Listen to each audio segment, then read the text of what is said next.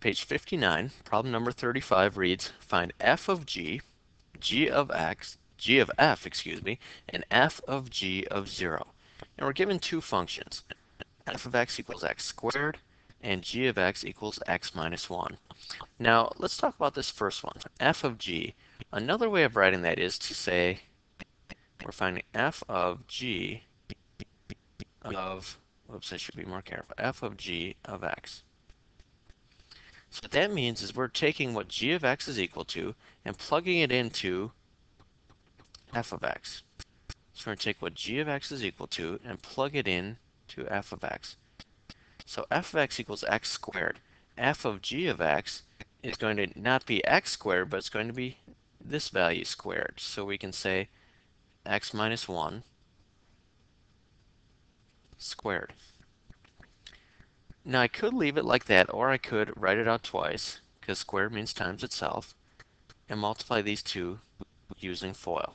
And I should probably do that. So if I do that, that will give me x squared minus 2x plus 1.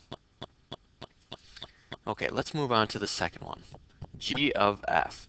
Another way of thinking of that is g of f of x.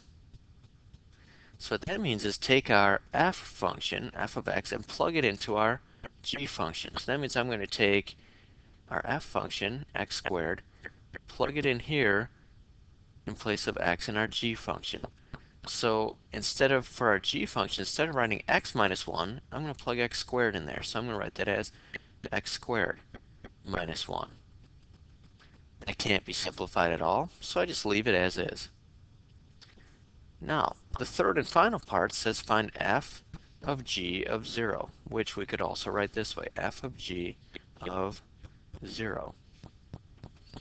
So a couple ways I could do this, but one way, since I already found what f of g of x is equal to, that's equal to this over here, I can take 0 and plug it in over here in place of x. So I find f of g of 0, instead of writing x squared, I can say 0 squared. Instead of writing minus 2x, I can say minus 2 times 0. And then plus 1, I can just bring down. Well, 0 squared is equal to 0. 2 times 0 is equal to 0. This whole thing is equal to 1.